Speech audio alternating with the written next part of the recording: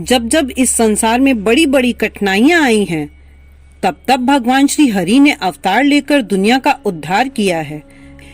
अब चाहे सतयुग में मत्स्य अवतार की बात कह लो, त्रेता में श्री राम अवतार की, द्वापर में श्री कृष्ण की और घोर कलयुग में आने वाले कल्कि अवतार की बात कह लो। जब जब पाप बढ़ा है, तब तब श्री हरि ने अलग अलग गुणों के साथ पृथ्वी पर अवतार धारण किया है और बुराई का अंत किया है। अब जो ये घोर कलयुग होगा ना, माना जाता है इसमें पाप इतना ज्यादा कूट कूट के भरा होगा कि पुण्य अंश मात्र भी नहीं रहेगा।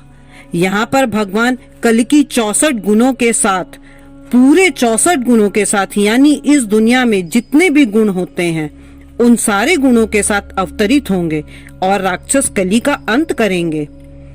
अब जो ये राक्षस कली होगा वह अपने आप में बहुत बलवान होगा। यह कहा जाता है पुराणों में कि राक्षस कली के अंदर रावण से भी 100 गुना ज्यादा बल होगा। तो नमस्कार दोस्तों, भक्ति की शक्ति के इस एपिसोड में हम लोग इसी गुत्थी को समझने की कोशिश करेंगे, उन्हीं जिंदा प्रमाणों को जानने की कोशिश करेंगे जो कि साबित करेंगे कि भगवान कल्कि की ताकत किस प्रकार की होगी, किस प्रकार की उनकी युद्ध नीति होगी और वो कौन से हथियारों का उपयोग करेंगे। दरअसल हमको समझना पड़ेगा कि श्री कृष्ण के अवतार से कुछ चीजों को, जब श्री कृष्ण अपनी देह का त्याग कर रहे थे तो उनका जो सुदर्शन चक्र था वो केवल श्री कृष्ण ही उपयोग कर सकते थे, या फिर आप ये भी कह सकते हैं कि भगवान विष्णु के जो भी अवतार हैं वही सुदर्शन चक्र का उपयोग कर सकते थे। कोई भी सुदर्शन चक्र को हैंडल नहीं कर सकता था, संभाल नहीं सकता था, केवल श्री कृष्ण ही। इसीलिए जब श्री कृष्ण अपना देह त्याग कर रहे थे तब उन्होंने खुद को धरती के अंदर समाहित कर लिया था। लेकिन क्यों, इसका भी कोई कारण होगा। दरअसल कारण यह माना जाता है कि जब भगवान कल्कि आएंगे तब जो सुदर्शन चक्र होगा वो धरती चीर कर बाहर आ जाएगा और भगवान कल्कि उसे धारण करेंगे। लेकिन वो सुदर्शन चक्र की मदद से युद्ध कैसे करेंगे, क्या नीतियां होंगी, वह सीखेंगे भगवान परशुराम से। जी हाँ, परशुराम जो कि भगवान विष्णु के अवतार थे वो आज भी जीवित हैं। माना जाता है कि वह महेंद्रगिरी पर्वत पर रहते हैं। लेकिन उनके जीवित रहने का क्या कारण है? यही है सबसे बड़ा कारण कि जब भगवान कल्कि यहाँ पृथ्वी पर जन्म लेंगे तब भगवान परशुराम उन्हें युद्ध नीति सिखाएंगे, उन्हें शास्त्र नीति समझाएंगे, उन्हें सब कुछ सिखाएंगे।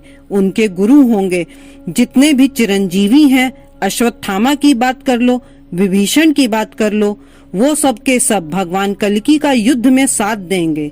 अब बात आती है कर्ण की तरफ। जी हाँ, कर्ण के पास कवच और कुंडल थे, आप लोगों को बहुत अच्छे से पता होगा। कर्ण के कवच और कुंडल जब कर्ण से भगवान इंद्र ने मांग लिए थे तब वह एक अलग रूप धारण करके आए थे। आप लोगों को पता होगा महाभारत के युद्ध के दौरान भगवान इंद्र एक ब्राह्मण रूप में आ गए थे और बोले आपके कवच और कुंडल दे दो, और कर्ण ने अपने कवच और कुंडल उन्हें सौंप दिए। लेकिन ये जो कवच और कुंडल भगवान इंद्र ने छल से प्राप्त किए थे, और धोखे और छल से प्राप्त की हुई कोई भी चीज स्वर्ग लोक में एंटर नहीं कर सकती है। इसलिए माना जाता है कि भगवान इंद्र उन कवच और कुंडलों को लेकर भी स्वर्ग नहीं जा पाए थे। तो उन्होंने इन कवच और कुंडलों को एक ऐसे समुद्र के पास रख दिया था जिस समुद्र में सबसे पहले सूर्य की किरण पड़ती, और वो जगह माना जाता है कि उड़ीसा के कोणार्क में स्थित है। वहाँ पर एक ऐसा सूर्य मंदिर है। लोगों का मानना है कि इसी सूर्य मंदिर के अंदर कर्ण के कवच और कुंडल आज भी मौजूद हैं। दरअसल मंदिर को आप देखोगे तो आप ये पाओगे कि इस मंदिर में कभी पूजा नहीं होती। इतना विशाल, इतना भव्य मंदिर, लेकिन कभी पूजा क्यों नहीं हुई? और इस मंदिर के होने का कारण क्या है? इस मंदिर को कई बार तोड़ने की कोशिश की गई, लेकिन असमर्थ रहे। इसका कारण यह भी है कि यहाँ पर कर्ण के कवच और कुंडल भगवान इंद्र द्वारा रख दिए गए थे। इस मंदिर में काफी निचले तल तक की एक सुरंग गई हुई है, जहाँ तक्षक नाग कुंडल और कवच की रक्षा करते हैं। माना जाता है कि जब भगवान कल्कि सुदर्शन चक्र धारण करेंगे तब वह इस कवच और कुंडल को भी धारण करेंगे। देखिए, इस दुनिया में, इस संसार में जो कुछ भी होता है वह सब विधि का विधान ही है। विधि के विधान के अनुसार ही सब कुछ होता है। अगर वो अपने कवच और कुंडल नहीं निकालते तो कौरव कभी भी नहीं हारते। युद्ध में उन्होंने कवच और कुंडल निकाला, उनकी मृत्यु हुई, कौरव हारे। लेकिन कवच और कुंडल क्यों नहीं जा पाया स्वर्ग में? इसके पीछे भी तो कोई विधान होगा।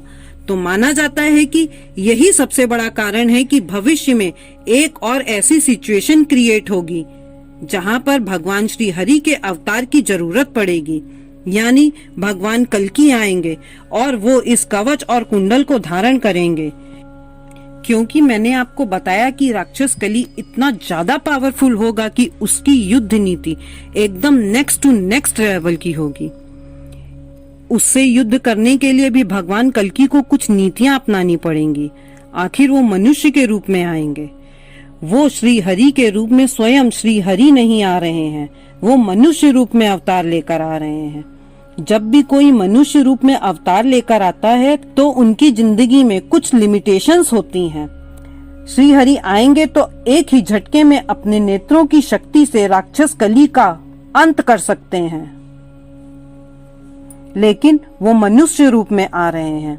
जिस प्रकार श्री राम आए थे उनकी भी कुछ लिमिटेशंस थी, श्री कृष्ण आए थे उनकी भी कुछ लिमिटेशंस थी। उसी प्रकार से जो भगवान कल्कि आएंगे उनकी भी कुछ लिमिटेशंस होंगी। इसी लिमिटेशंस में रहकर उन्हें सुदर्शन चक्र धारण करना होगा। कर्ण का वो कवच और कुंडल जो कि भगवान सूर्य की शक्ति से कर्ण को प्राप्त हुआ था, वो भगवान कल्कि धारण करेंगे। और इतना ही नहीं, तीसरी चीज भी है, भगवान श्री कृष्ण का जीवित दिल।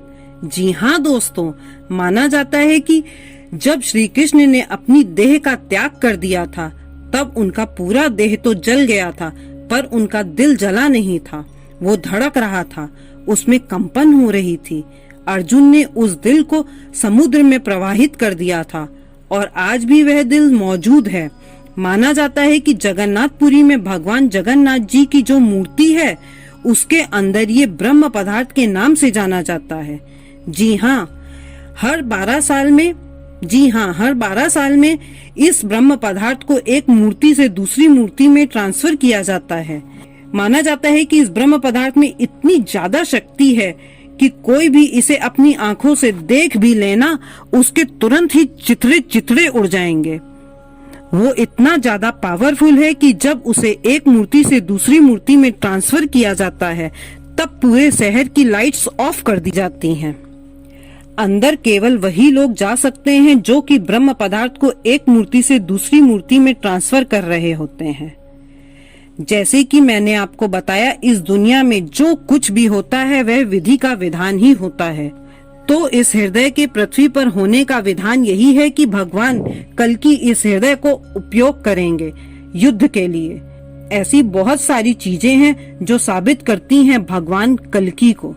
ये मैटर एक ऐसा मैटर है जिसे आप जितना समझने की कोशिश करेंगे उतना ही डीप में जाते जाएंगे। मंदिरों की और ऐसी ही रोचक जानकारियों के लिए हमारे चैनल को लाइक, शेयर एंड सब्सक्राइब करें। धन्यवाद।